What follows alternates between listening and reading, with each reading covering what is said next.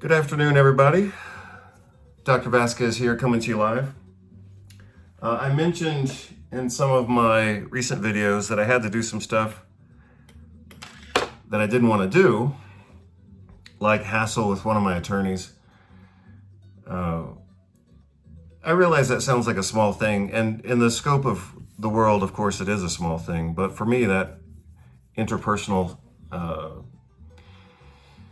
dynamics, those interpersonal dynamics are pretty exhausting. So anyway, I had to create this big structure around it, even though it turned out to not be such a big deal, at least in a sense. But anyway, that's a whole different story. So part of my reward, and this came about for a couple different reasons, but part of what I needed to do and the way that I rewarded myself for dealing with this stuff that I didn't want to deal with is yesterday I went and purchased a new piece of art, which I'm very happy with, and you can see it behind my chair here. I'll show you a close-up picture of it in just a moment. And so for the past, let's say 48 hours, I've been thinking about art. And so right now in this video, I'm going to talk about art, and especially how to purchase art, because of the few things that I want to say, I think I have 5 things that I want to say right now. But one of the things I want to say is that a lot of people talk about art. They consider themselves to be supporters of art. They consider themselves to be patrons of the art and all that kind of stuff, but they don't actually pay money to support art. Art stores, artists, painters, sculptors, whatever. So that's apparently bothered me for decades, because I remember the first real piece of art that I purchased. I think I was like 28 years old or something like that. I was living in Seattle, and just walking through like a public square or a public market in Seattle, and this guy had painted this watercolor of, I think it was a pear, and I think that was the first piece of art that I remember right now that I purchased directly from the artist. I think it was like $50, and I thought that was pretty cool. Because even then I was aware of something that bothered me, and maybe it bothered me within my own self.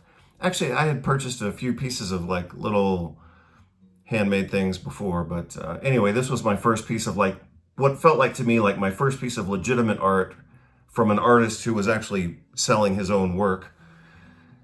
But something that had bothered me was the idea of talking about art and saying, oh yeah, I support the arts and all this kind of stuff, and not paying for it.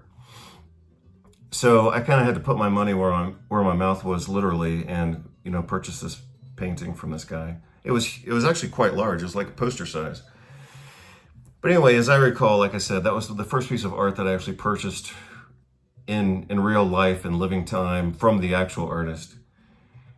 So I'm going to talk about how to purchase art, and I'm not trying to be like anybody's expert, but I do know a few things, and I've learned a few things, and I learned all this stuff on my own. I mean, nobody taught me this stuff. But so one of the things I wanted to say was, if you think that you love art, then at some point you got to put your money where your mouth is and pay for it. Like when I was growing up back in the 70s and 80s, we didn't have any. We had a little bit of art in our house, like a few pictures, but they were just like reprints, so it was about as generic as you could get. I remember we had a reprint of Georgia O'Keeffe, one of her orchids, but that was about the extent of it. Later, my dad had a few pieces of art, and it was legit art from living artists. And he had some good pieces, but he also had some fakes. So I'm very clear that he had some fake pieces that were originally possibly from Spain, but more likely from France. And they probably had some meaning for him. They're rather generic pieces, but they were very clearly copies of the original, and that's kind of cheap, I mean, he had the money to buy real stuff, so go ahead and buy real stuff. So I thought that was rather cheap of him. he had the money to buy real art, but he just bought these little fake dinky copies, and I thought that's just lame. So, number one, if art is a value to you, then pay for it and buy it and have stuff that you enjoy and support the cycle of art, which is creation, selling, somebody gets to enjoy it, and then eventually they resell it, they get tired of it, they relocate, they have to relocate internationally, or they die off and then their kids don't care about the piece and then they resell it to an antique shop. I mean, that's basically the cycle of art. So you can participate in that. You know, that's part of supporting art, is either supporting the artists or supporting the markets or supporting the stores or doing something. And so I consider myself to hold art as a value. And so for that reason, I participate in that cycle. I never really thought of it that way, but that's how it occurs to me right now. So number one, put your money where your mouth is. Number two, try to buy real art when you can. And I know it's not always possible. I mean, if you look at that, I have a picture behind me that it's not real. It's a copy. But I haven't been able to find anything. I haven't been able to find the original. It was just kind of a chance thing. I just took a picture of a picture basically and printed it. And with all due respect for the artist, I think it was probably computer generated anyway. So I don't have, this big mountain of respect for this particular piece, but I do enjoy it, and it's not as legitimate as I would like for it to be. So maybe that's the third thing that I'm going to say is, number one, put your money where your mouth is. Number two, engage in the cycle of art. Maybe those are the same. I guess it probably is the same. So participate in art.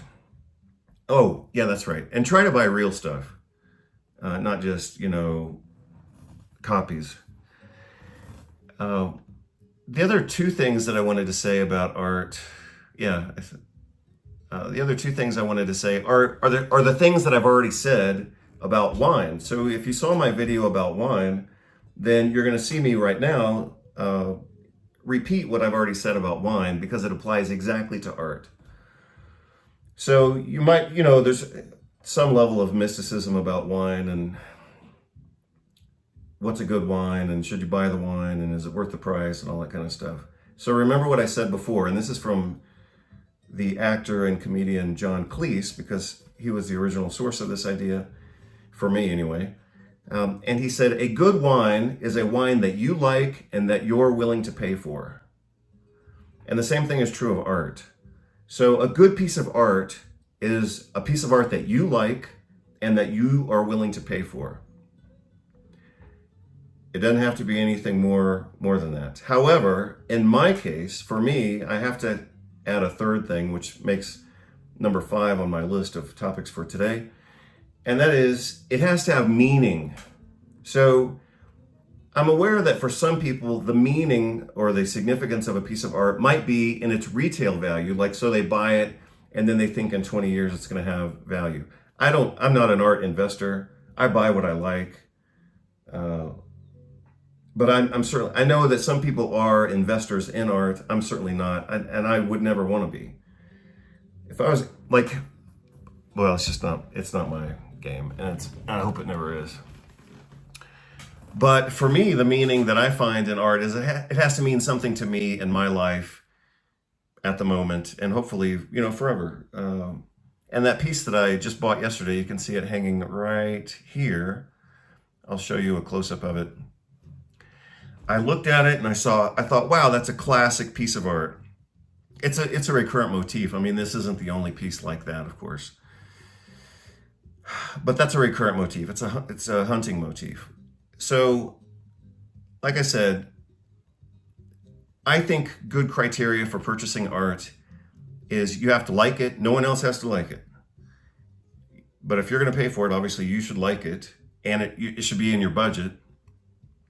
And it should have meaning. For some people, that's a financial meaning, like they think in 20 years it'll increase in value. I would consider that a really lame way to use art and a really lame way to use money, but whatever, some people do it. So for me, it has to have like an emotional and of course an intellectual component.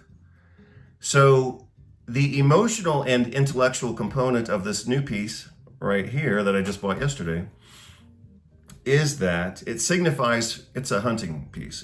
It's birds and a rabbit that apparently have been hunted successfully and put on a table.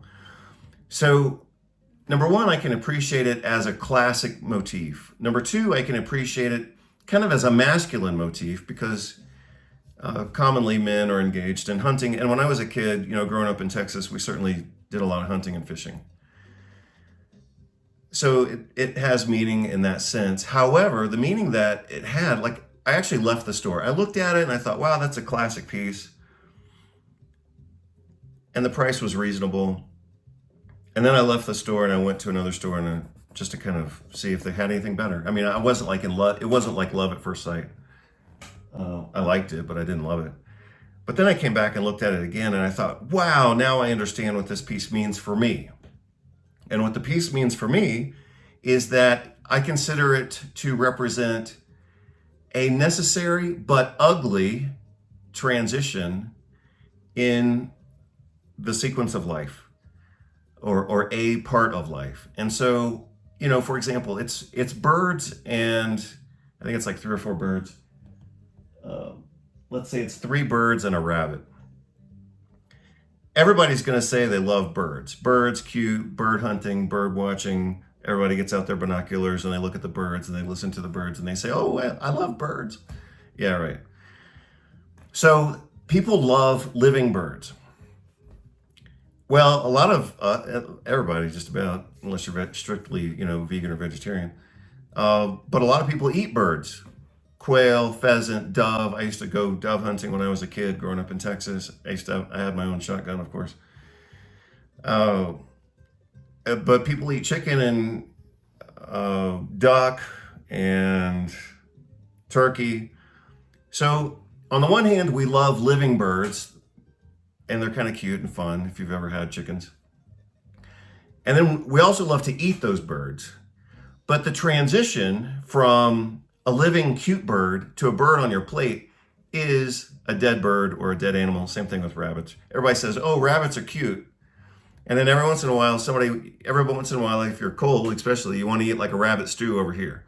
Well, the transition between this cute, funny, furry rabbit over here and the rabbit that's in your stew is a dead rabbit.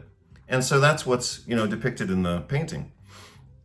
And so again, when I looked at this painting a second time, other than, it's a classic motif, it's a hunting motif, it's a masculine motif, it reminds me of going hunting when I was a kid, is that what it represents for me is kind of like the ugly truth of transitional states that are a necessary part of life. So again, the transition between a cute, fuzzy animal here and an animal that you get to eat and support your life with biologically is a dead animal in the middle that's kind of distasteful, or you don't want to think about it, or you don't want to look at it. I mean, I don't even like killing fish, but I certainly eat fish. I remember one time, this was a long time ago, this was back when I was still living in Houston, Texas. I went fishing with my men's group and I thought, yeah, we're gonna go fishing and we're gonna catch our own fish and fillet the fish and then fry the fish, and we're gonna be, macho men. And I chickened out. Like I think we caught some fish and then it was like time to cut them up and fillet them and all this kind of stuff. And I was like, couldn't do it. So I'm aware that I eat fish, but I had a hard time like actually killing and carving up the fish to eat it at that time. This was back in 2000. No, I'm sorry. Yeah, it was like 2002. Anyway, that's when it occurred to me. I had been, hunting and fishing as a kid, but as an adult, it became actually more difficult for me. So again, that's what it represents to me. And so, for example, like starting a business, everybody has the ideal of a business. You want to be autonomous, you want to make a product, you want to give a service or something like that. Yeah, that's the ideal. But you have to go through this ugly transition, and that's what this painting represents to me, is what I call the ugly but necessary transition. You have an ideal here, you have to go through an ugly transition here, and then you get what you want on the other side. Same thing, I mean, you could apply that to anything. uh, even exercise and being healthy, you know.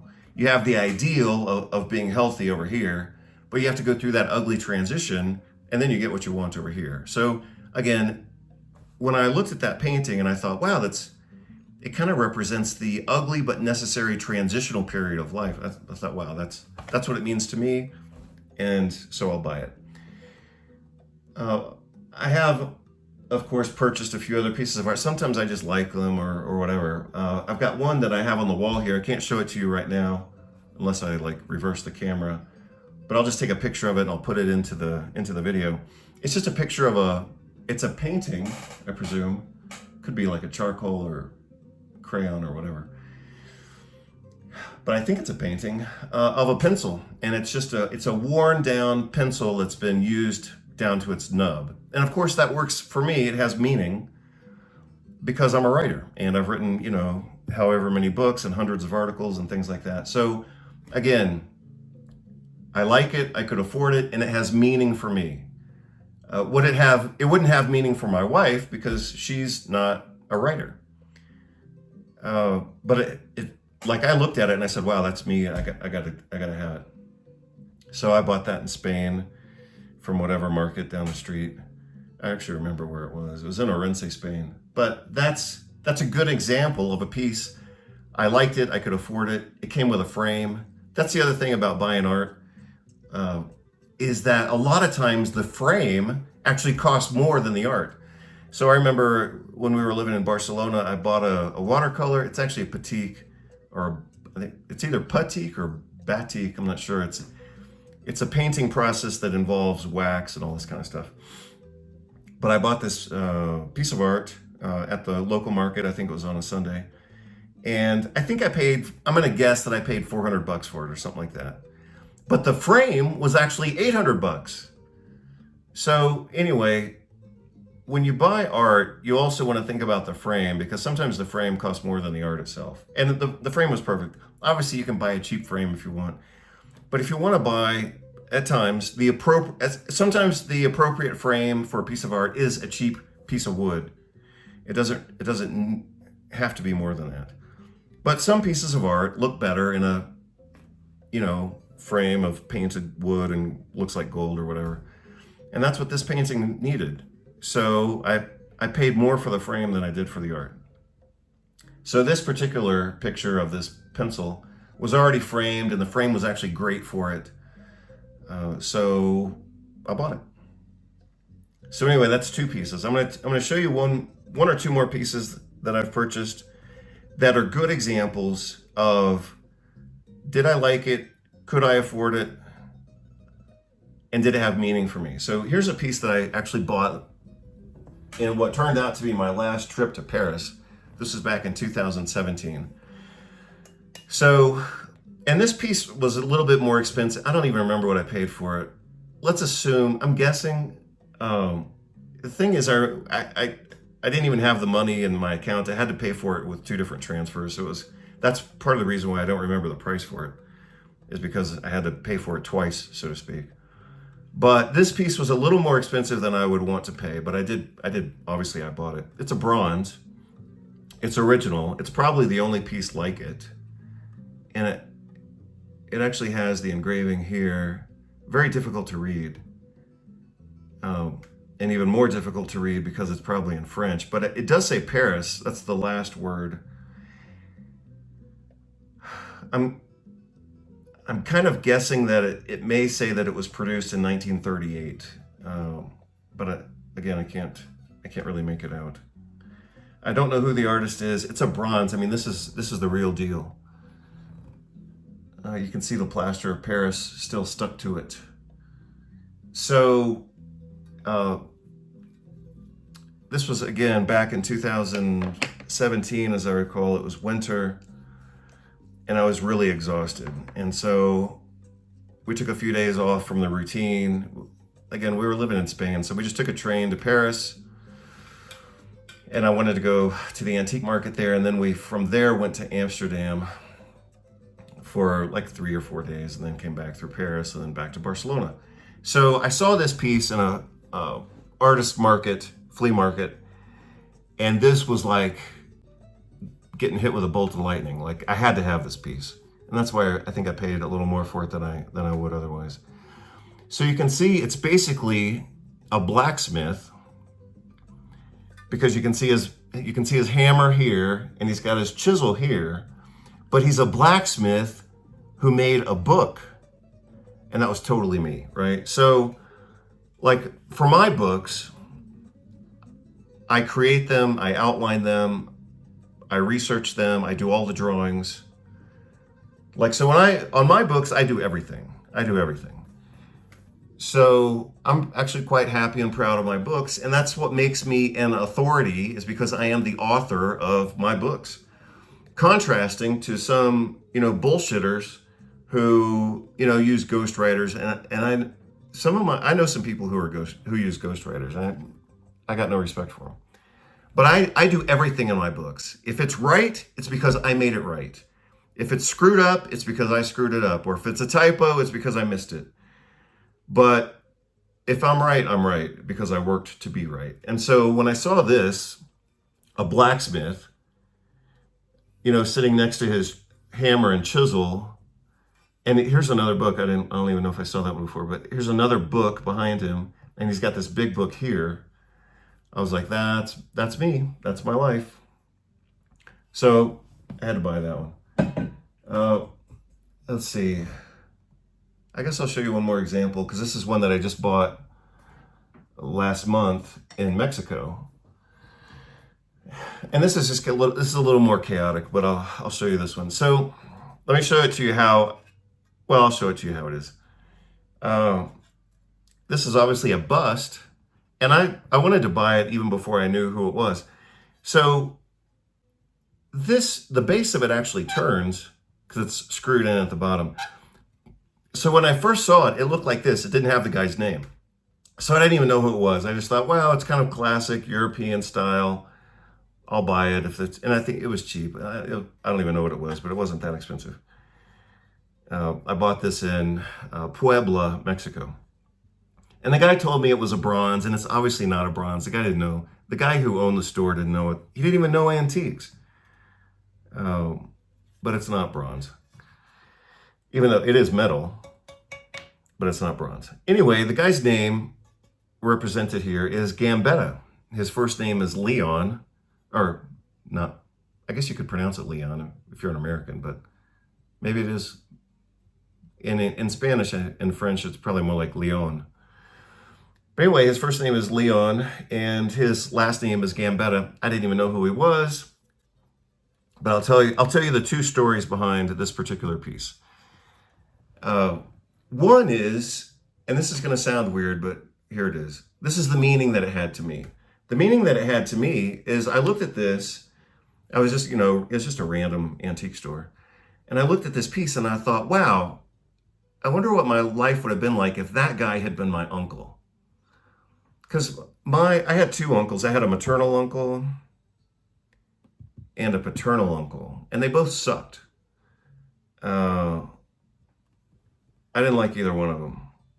And so it was just like a random thought. I thought, wow, what if that guy had been my uncle? Wonder if my life could have been better. Hopefully not worse, but maybe it could have been better. So anyway, that was the interest I had in the piece before even knowing who he is. So the second part of the meaning of this to me is that I looked him up. I looked up, who the hell is Leon Gambetta? I don't know who he is.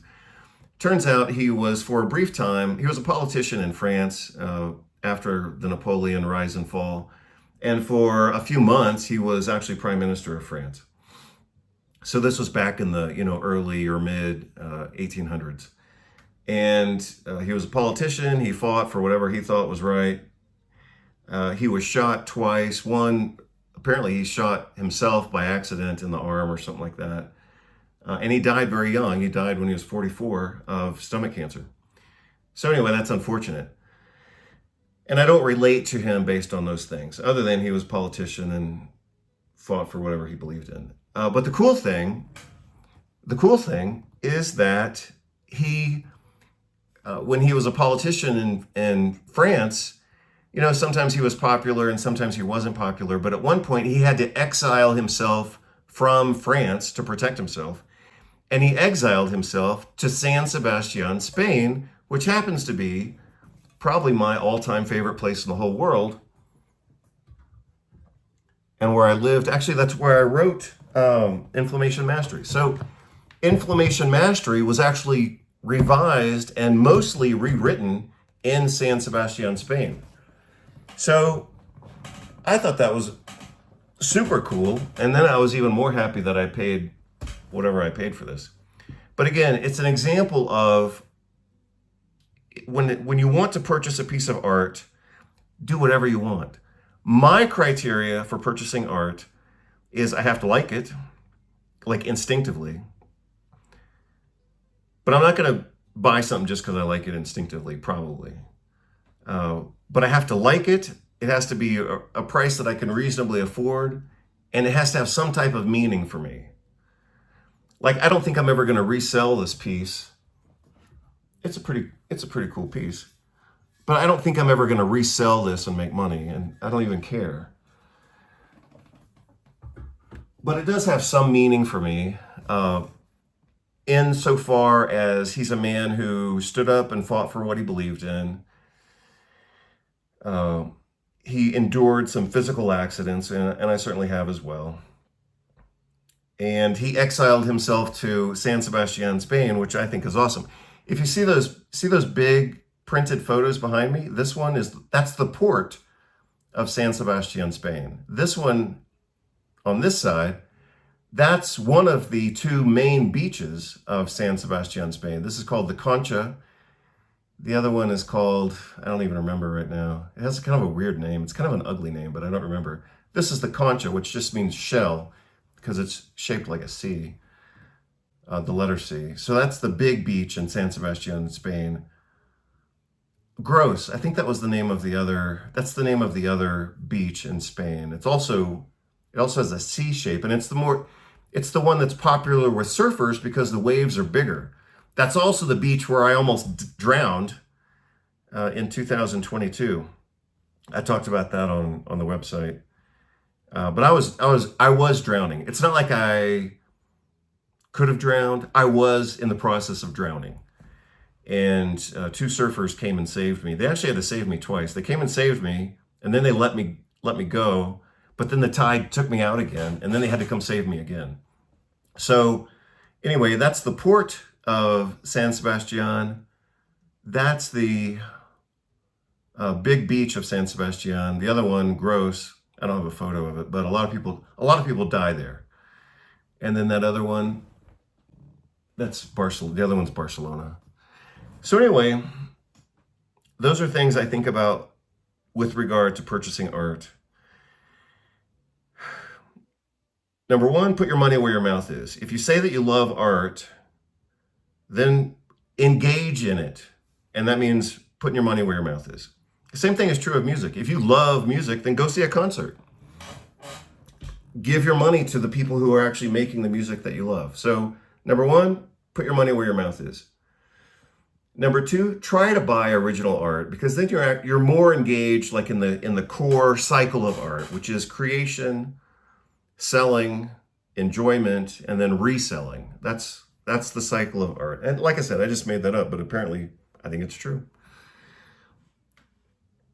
Number three, buy what you like and whatever you can afford, just like with wine. What makes a good wine? A good wine is one that you like and that you can afford. Number five in that cycle is, one way to connect with art is that it has some meaning for you. And, like I said, this one was a slam dunk for me. I saw this, I said, that's me.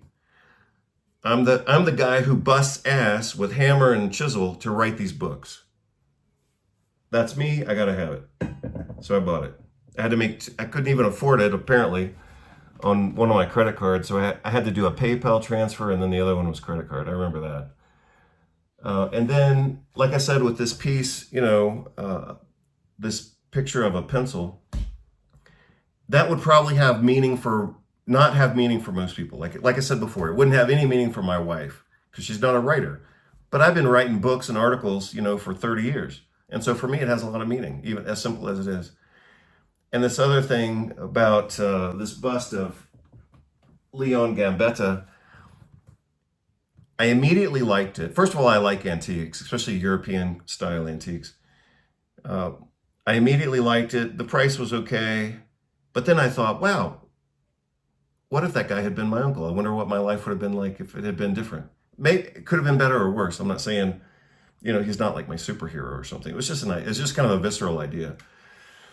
And then when I studied more about him, like I said, the first time I bought it, I didn't even know it had his name on it because this thing was like twisted around.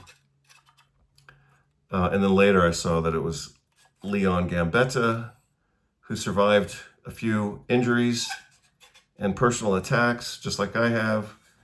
And then he self-exiled to San Sebastian, Spain, just like I did when I had to write this book. So I thought that was all cool. So one last time, and then I'm going to close this out. Put your money where your mouth is. Try to buy original art. Don't be a cheap ass like my own father and having the money and then buying cheap copies. I mean, that's just ridiculous. That's an insult to art. That's an insult to art, Put your money where your mouth is. Buy real stuff. Engage in the cycle of art. That's a better way it's a more accurate way to say it, more complete way to say it. Engage. If you love art and if you love music, engage with it. Buy the real stuff. Don't just copy it. Like it. Make sure it's within your budget. And, ideally it would have some meaning for you. Hope you're all doing well. Take care. That's the video for today. And I'll get this on the website as soon as I can. Thanks. Take care. Bye.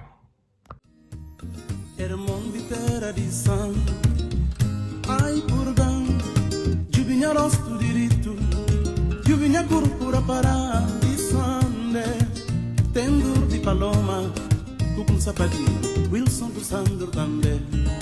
Fofa com Jéssica.